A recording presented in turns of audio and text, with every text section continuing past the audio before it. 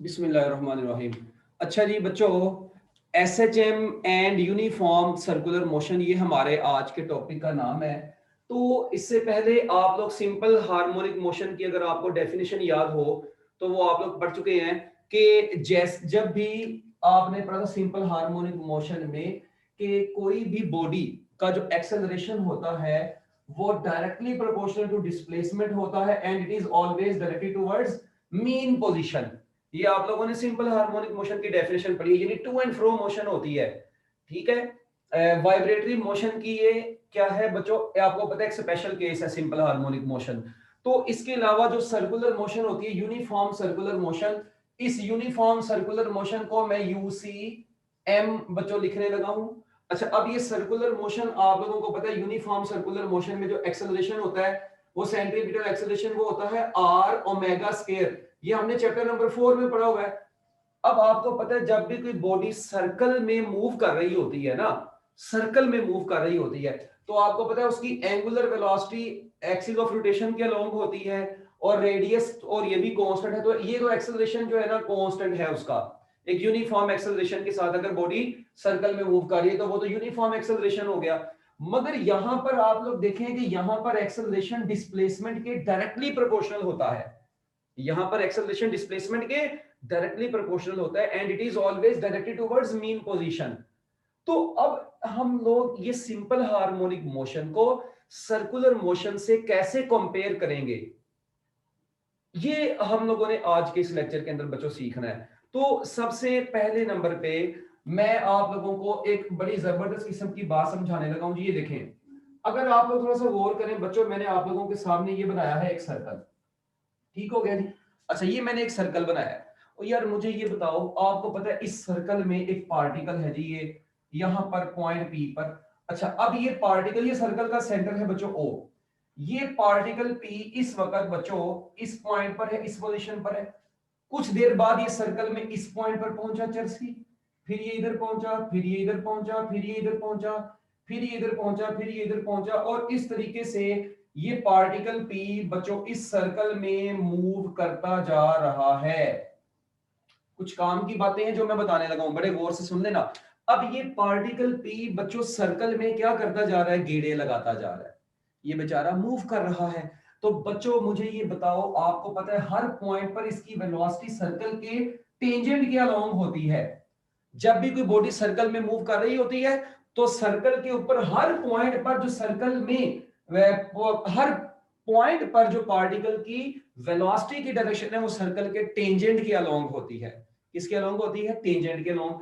अच्छा, अब ये इस वक्त सपोज करें पहले 1 सेकंड में पूरा गिरा लगाया, फिर अगले एक और सेकंड में पूरा गिरा लगाया, फिर उससे अगले और सेकंड में पूरा गिरा लगाया। बच्चों इस वक्त इसकी मोशन मैं कह सकता हूं कौन सी मोशन है, यूनिफॉर्म सर्कुलर मोशन है।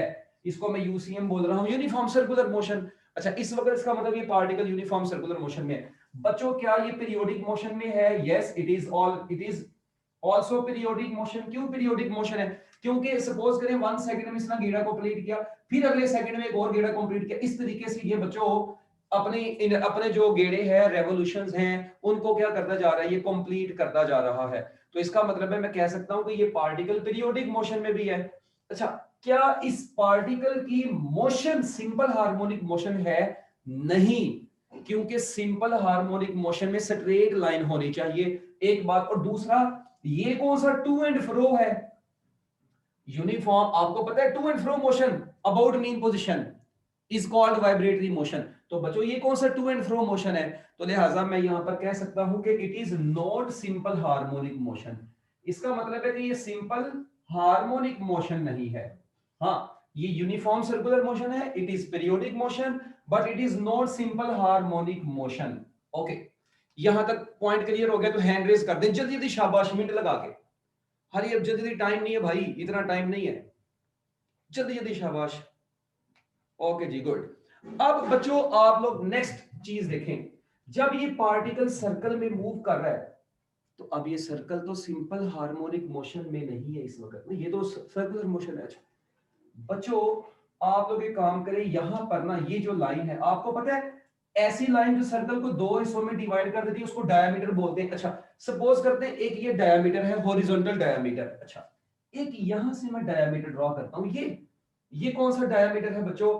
That is vertical diameter. अच्छा, अब आपके पास दो डायमीटर आ गए बच्चों, एक आ गया हॉरिजॉन्टल डायमीटर, एक आ गया वर्टिकल डायमीटर। आप लोग एक काम करें, क्या काम करें जी? सपोज करते हैं ये पार्टिकल जब इस पॉइंट पर है, इसका प्रोजेक्शन आप लोग वाई एक्सिस के ऊपर ड्रॉ करें।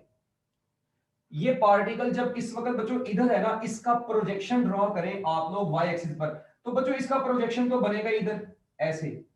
प्रोजेक्शन से मुराद आप लोग इसका हॉरिजॉन्टल कंपोनेंट ड्रॉ कर दें वर्टिकल डायमीटर के ऊपर। अच्छा, अगर ये पार्टिकल इधर है बच्चों, तो इसका प्रोजेक्शन आप लोग ऐसे ड्रॉ कर दें वाई एक्सिस के ऊपर। अच्छा, ये पार्टिकल जब इधर पहुंचा तो बच्चों इसका प्रोजेक्शन आप लोग इधर ड्रॉ कर देंगे। ये पार्टिकल जब इधर पहुंचा तो इसका प्रोजेक्शन इधर पहुंच गया, और जब ये टॉप पर पहुंच गया इसका प्रोजेक्शन बच्चों कहां पर पहुंच गया? बिल्कुल इसके ऊपर ही पहुंच गया। यानी आप लोग देखें ये पार्टिकल पीस सर्कल में ऐसे मूव किया तो इसका प्रोजेक्शन वाई एक्सिस के लॉन्ग नीचे से ऊपर को गया ऐसे। अच्छा, उसके बाद मजे की बात, जब ये पार्टिकल पी बच्चों इधर आया, इस पॉइंट पर आया, इस पॉइंट पर, तो इसका प्रोजेक्शन इधर ड्रॉ करें, इसका प्रोजेक्शन इधर ड्रॉ करें, इसका प्रोजेक्शन ऐसे इधर ड्रॉ कर लें। एक पार्टिकल यहां पे पहुंचा, इसका प्रोजेक्शन इधर आया, पार्टिकल इधर आया, तो बच्चों प्रोजेक्शन इसका दोबारा जीरो पर आ गया। अब आप लोग देखें ये पार्टिकल ओवरऑल अब इधर से नीचे आया, तो बच्चों इसका प्रोजेक्शन भी अब ऊपर से किधर आता जा रहा है? ऐसे नीचे आता जा रहा है। तो एक चीज तो यहां से क्लियर हुई कि जैसे ये पार्टिकल पीस सर्कल में मूव कर रहा है, इसका प्रोजेक्शन बच्चों to and fro motion perform कर रहा है। जरा गौर से देखो। अच्छा, अब ये पार्टिकल पी इधर पहुंचा, तो इसका प्रोजेक्शन इधर ड्रॉ किया वर्टिकल एक्सिस पर, फिर इसका प्रोजेक्शन इधर ड्रॉ किया ऐसे, ठीक है। और इसी तरह जब ये इसका मतलब अब ये पार्टिकल इधर से नीचे आ रहा है, तो इसका प्रोजेक्शन भी बच्चों अब ऊपर से ऐसे किधर को आ गया? नीचे को आ गया। जब ये पार्टिकल पी चर्सी इधर को गया, इसका प्रोजेक्शन इधर, फिर इधर इस पॉइंट पर गया, फिर इस पॉइंट पर गया, फिर इस पॉइंट पर गया, और एक वक्त आया दोबारा वापस इसी पॉइंट पर आ गया। अब ये पार्टिकल पी इधर से इधर आया, तो बच्चों ये प्रोजेक्शन ऊपर नीचे से ऐसे कहां पर चला गया? ऊपर को चला गया। ये लो जी बच्चों, इधर से क्या रिजल्ट निकला बच्चों? इधर से रिजल्ट ये निकला कि as the particle P is moving along the circular path, its projection is performing to and fro motion. अब अगर आप लोग गौर से देखें, ये मीन पोजीशन कंसीडर होगी इस वक्त। ये कौन सी पोजीशन कंसीडर होगी? Mean position. ये कौन सी एक्सट्रीम पोजीशन कंसीडर होगी? ये भी कौन सी पोजीशन कंसीडर होगी? Extreme position. तो मीन पोजीशन से ऊपर, फिर मीन पोजीशन की तरफ, फिर मीन पोजीशन से नीचे एक्सट्रीम की तरफ, फिर एक्सट्रीम से दोबारा मीन की तरफ। तो इसका मतलब है as the particle P is moving along the uniform circular motion या uniform circular path, its projection along the vertical axis, vertical diameter is performing simple harmonic motion। क्या ख्याल? तो इसका मतलब है इसका जो प्रोजेक्शन है वो तो सिंपल हार्मोनिक मोशन परफॉर्म कर रहा है। इस लिहाज से हम लोगों ने दोनों को आज के लेक्चर में रिलेट करना है। ये चीज जो आपको समझाई है बहुत इंपॉर्टेंट है, ये लाइन लिख लें। As the particle P is moving along the circular path, as the particle P is moving along circular path, बच्चों जैसे ये पार्टिकल पी मूव करता है किसके अलोंग? सर्कुलर पाथ के अलोंग मूव करता है। इट्स प्रोजेक्शन बच्चों, हम लोग ये जो प्रोजेक्शन है ना, इस प्रोजेक्शन को एन का नाम देंगे। ये प्रोजेक्शन जो ऊपर नीचे मूव नहीं कर रहा इस पार्टिकल का, उसको हम लोगों ने एन का नाम देना है। इस projection N performs simple harmonic motion along diameter of the circle। तो बच्चों इसका जो प्रोजेक्शन होता है वो सर्कल के डायमीटर के along simple harmonic motion perform करता है। ये लाइन लिखने शाबाश, जल्दी जल्दी। इसका मतलब ओवरऑल मोशन ये सर्कुलर है, पीरियोडिक है, मगर ये बच्चों इसके प्रोजेक्शन की मोशन सिंपल हार्मोनिक मोशन है। हैंड रेज कर लो, लिख लिया तो जल्दी जल्दी शाबाश, मिनट लगा के हरी अब। गुड, तुम लोग तो लाइक हो गए यार। अच्छा, अब एक बात और जरा सुनना गौर से बच्चों। आप लोग देखें, आप लोगों ने ये अब बच्चे पूछते हैं सर मैंने ना वर्टिकल डायमीटर ही क्यों लिया है? भाई इसका प्रोजेक्शन आप लोग ऐसे भी तो कह सकते हैं, हॉरिजॉन्टल के अलोंग भी तो हो सकता है। तो भाईजान वो इसमें कोई मसले वाली बात नहीं। एक्चुअली हम लोग जो इस वक्त मैथ स्प्रिंग सिस्टम पढ़ने जा रहे हैं ना बच्चों, उसमें आप लोग बुक में भी देखेंगे उसने ना मैथ स्प्रिंग सिस्टम ऐसे वर्टिकल लिया हुआ है। तो इसीलिए बच्चों हम लोग इसको वर्टिकल डायमीटर के अलोंग जो है ना वो ड्रॉ करें, क्योंकि ये वाई एक्सिस के अलोंग वाइब्रेट कर रहा है ना, इसलिए हमने इसकी प्रोजेक्शन की वाई एक्सिस के अलोंग वाली देखी है। और भाई आप लोग इसका एक्स एक्सिस वाला भी प्रोजेक्शन ड्रॉ कर सकते हैं यार, उसमें कोई परेशानी वाली बात नहीं है, मगर हमने उसको भी नहीं छेड़ा क्योंकि हम लोग यहाँ पर वर्टिकल मैथ स्प्रिंग सिस्टम की बात करेंगे। इसीलिए बच्चों मैंने सिर्फ इसका जो वाई एक्सिस के अलोंग प्रोजेक्शन बन रहा है सिर्फ उसकी बात ही की है मैंने यहाँ पर। ओके, तो अच्छा अब ये तो बच्चों इसका मतलब सिंपल हार्मोनिक मोशन और यूनिफॉर्म सर्कुलर मोशन में थोड़ा बहुत हमें फर्क पता चला। अब एक बात आप लोगों को और भी पता होगी, ये बिल्कुल बेसिक बातें अभी टॉपिक नहीं मैंने लिखवाया, जो बोर्ड में लिखना है वो मैं अलग लिखवाऊंगा, ये भी सिर्फ कॉन्सेप्ट्स हैं जो बता रहा हूं। अब ये पार्टिकल्स है यहाँ पर है तो 0 डिग्री कंसीडर करने को कोऑर्डिनेट बना दे, अगर ये कोऑर्डिनेट बनाए इसको तो यहां तक कितना होगा बच्चों 90 डिग्री। आपको पता है 0 से 90, फिर 90 में 90 ऐड करो 180 डिग्री, फिर 180 डिग्री में 90 ऐड करो 270 डिग्री, फिर 270 डिग्री में 90 ऐड करो, दोबारा आप लोग पहुंच जाओगे कहां पर 360 डिग्री पर। इस तरीके से हर एंगल में 90 90 ऐड करते जाओ, नेक्स्ट एंगल आपको मिलता जाएगा। ओके, एक चीज और बड़ी ही इंपॉर्टेंट, आप लोग देखें कि ये जो पाई होता है ना, पाई को हम लोग बोलते हैं 180 डिग्री, पाई को हम लोग क्या बोलते हैं 180 डिग्री। अच्छा 2 पाई को क्या बोलेंगे, ऑब्वियसली बात है 360 डिग्री बोलेंगे। ठीक है, अब पाई बाय 2 फिर कितना होगा, पाई होता है 182 से डिवाइड कर दे 90 डिग्री आ जाएगा।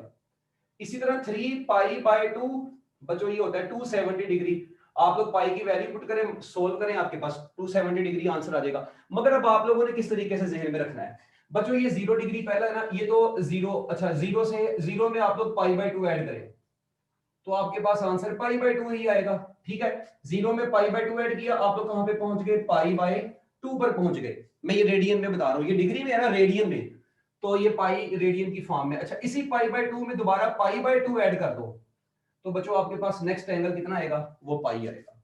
इसी पाई में आप लोग दोबारा बच्चों पाई बाय 2 ऐड कर दें तो आपके पास आंसर आ जाएगा 3 पाई बाय 2।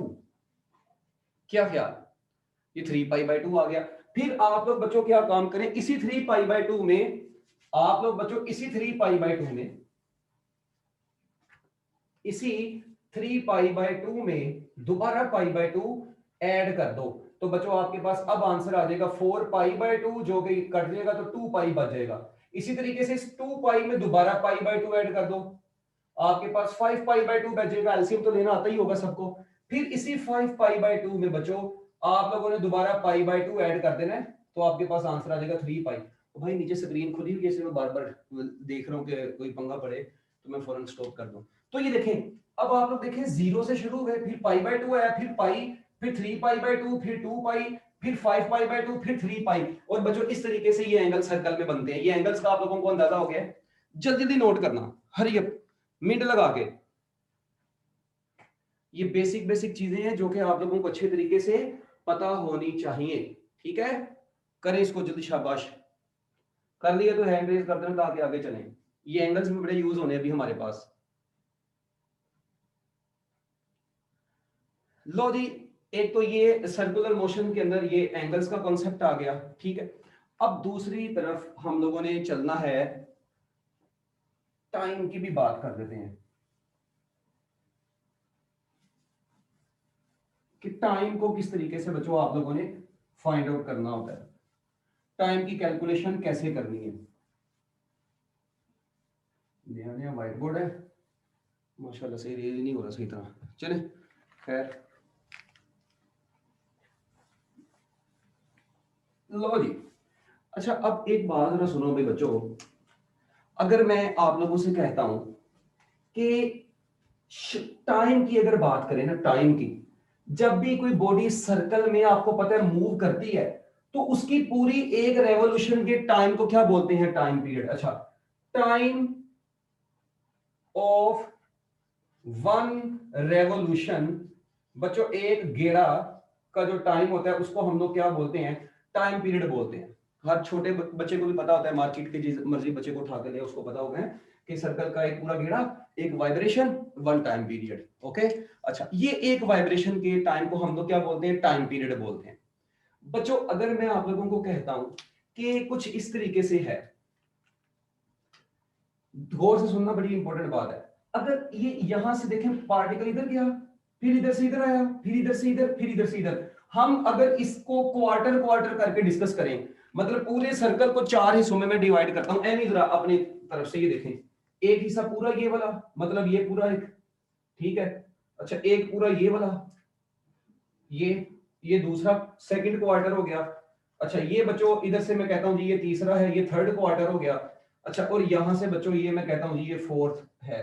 टोटल मतलब मैं सर्कल को ना 4 अगर पार्ट्स में डिवाइड करूं, तो आपको पता है यहां से यहां तक एक टाइम पीरियड पूरा होना है, ऐसा ही है। अच्छा, सिर्फ यहां से इधर तक का टाइम कितना होगा मुझे बताओ आप। ऑब्वियस सी बात है, सिर्फ एक इंटरवल का टाइम t/4 होगा। इसी तरह अकेले इसका टाइम t/4 होगा, मगर अगर इसको मैं यहां से शो करूं, यहां से 0 से t/4, देखिए आपको पता है ये भी t/4, हर एक t/4 t/4 t/4 t/4 होगा, हर एक t/4 t/4 t/4 होगा। अच्छा, तो सिर्फ यहां से 0 से 90 डिग्री तक कितना टाइम कवर हुआ जी, t/4 कवर हुआ। ओके, फिर 90 से 180 तक भी t/4 ही कवर हुआ, मगर मैं अगर 0 से 180 तक का टाइम देखूं, तो बच्चों t/4 ये और t/4 ये मिलके यहां तक का टाइम बन जाएगा t/2। हैंड रेज करो जल्दी, जूम करो जल्दी, हैंड रेज करो, समझ लगी यहां तक बात, बड़ी इंपॉर्टेंट बात बताई है मैंने, जल्दी करो भाई। हाँ गुड। अच्छा अब देखो, फिर अब ये t/4 t/2 यहां तक आ गया, अकेला ये वाला तो t/4 है, मगर अगर मैं 0 से अब 270 तक का टाइम देखूं, 0 से 270 तक का टाइम देखो, तो t/4 ये t/4 ये फिर t/4 ये, तो ये मिलके बन जाएगा 3t/4, तीनों को ऐड कर दें तो 270 डिग्री तक 3t/4 हो गया। फिर बच्चों उसके बाद ये 3t/4 में अब ये वाला अगला वाला t/4 है, ये तो ऐड कर दिए तो ये आया, अब इसको इसमें ऐड कर देंगे तो बच्चों 3t/4, तो ये आंसर आ जाएगा 4t/4 which is equal to time period. इसका मतलब है एंगल के लिहाज से भी आप लोग इसको देख सकते हैं और टाइम के लिहाज से भी देख सकते हैं। अब एक मजे की बात मैं आपको एक और बताता हूं, हम लोग ना बच्चों इसको नाम देते हैं, सपोज करें ये पॉइंट को डी का नाम दे देते हैं, इसको ई का नाम दे देते हैं।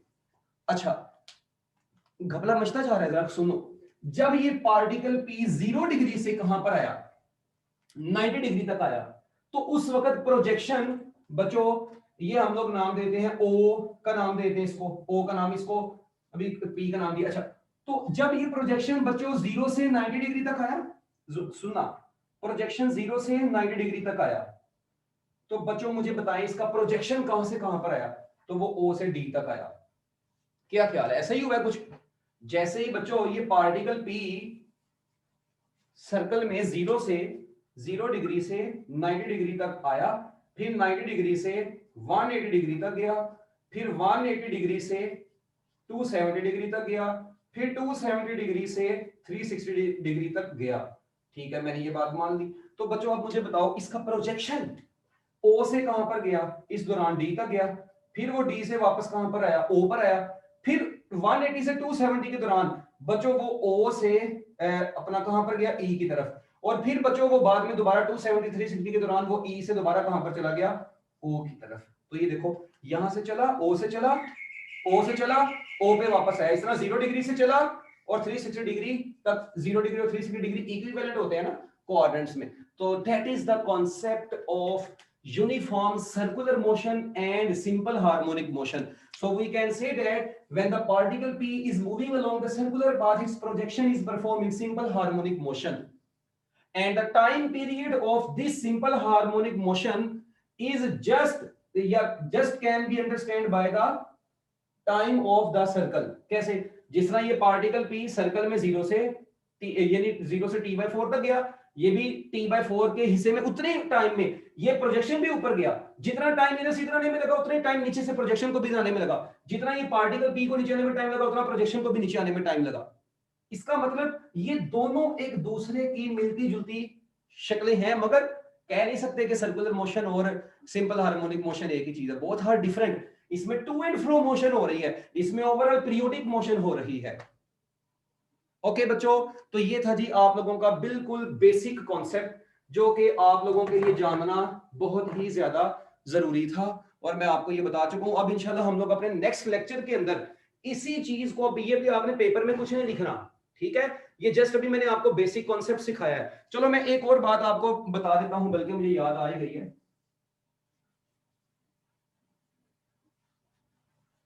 आप लोग अगर थोड़ा सा गौर करें ना,